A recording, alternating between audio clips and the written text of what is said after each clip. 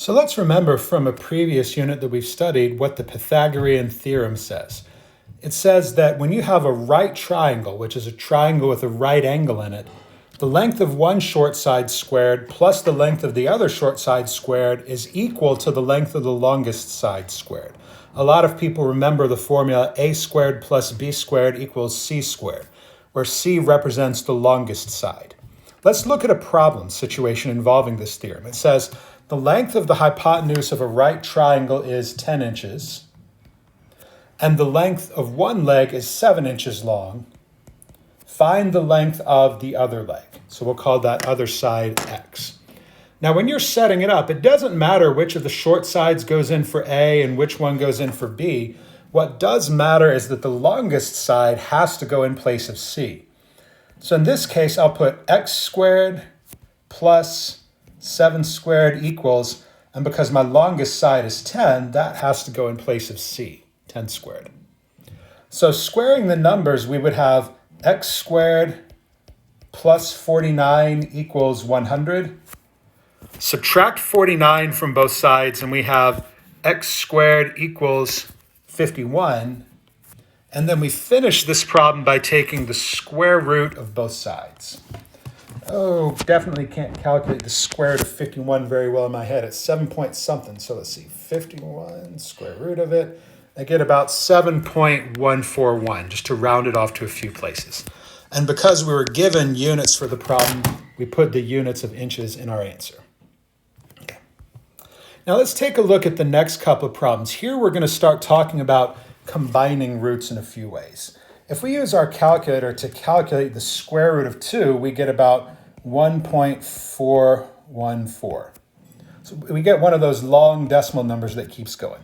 If we calculate the square root of 8, we get about 2.828. It's another really long decimal number that keeps going. But if you multiply those together, the square root of 2 times the square root of 8, multiply the things under the root, and you get the square root of 16, which is 4. So if we have, for example, the square root of 3 times the square root of 7, to simplify that, you just multiply the stuff under the root and keep it under a root. It'd be the square root of 21. Or the square root of 2 times the square root of 5, multiply the stuff under the root, it would be the square root of 10. Or the square root of 17 times the square root of y, multiply the stuff under the root, you would get the square root of 17y. And it works the same way with cube roots. The cube root of 2 times the cube root of 2.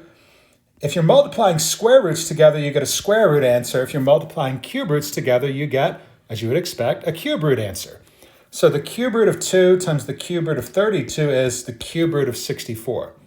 Now, unlike our previous problems, this one, you can keep going and simplify a little bit. The cube root of 64 is 4.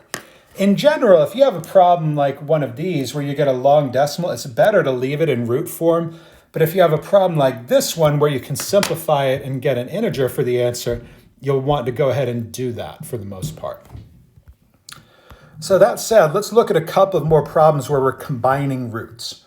Our next one, we have the 4th root of 6 times the 4th root of 3x squared. Sometimes students look at a problem like this one and they think, oh, it's a 4th root, it's going to be hard. And on a test, they might even skip that problem just because they think 4th roots are hard. All you have to do is multiply them together. A 4th root times a 4th root is a 4th root. We have the 4th root of 18x squared. That's it. Nothing else to it. Or the one after that, the square root of 3 over x times the square root of y over 2. We're just going to multiply those together and put it under a root. And when you're multiplying fractions, we multiply the top parts. 3 times y is 3y. On the bottom, x times 2 is 2x. There we go. It also works the same way when you're dividing. A square root divided by a square root, just divide the stuff that's under the roots. The square root of 8 divided by the square root of 2, we'd have the square root of 4. And because we can simplify it, we do. Our answer there is 2.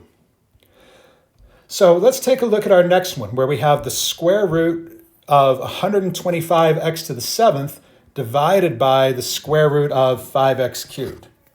We divide those and put the answer under one square root sign.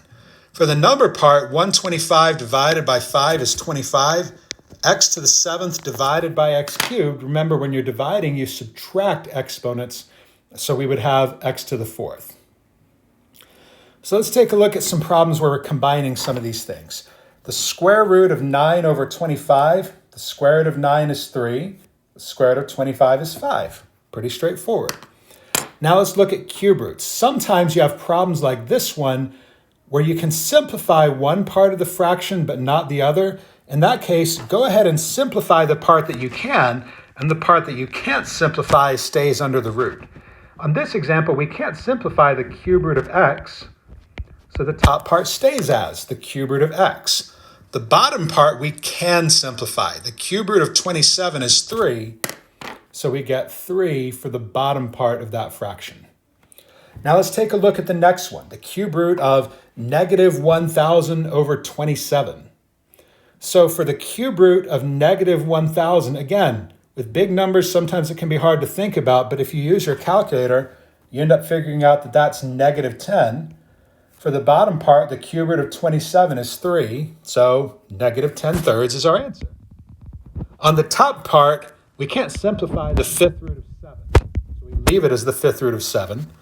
On the bottom part, the fifth root of 32 is 2, and for the fifth root of x to the fifth, we do 5 divided by 5, and we get x to the first. So our final answer for that part is the fifth root of 7 divided by 2x.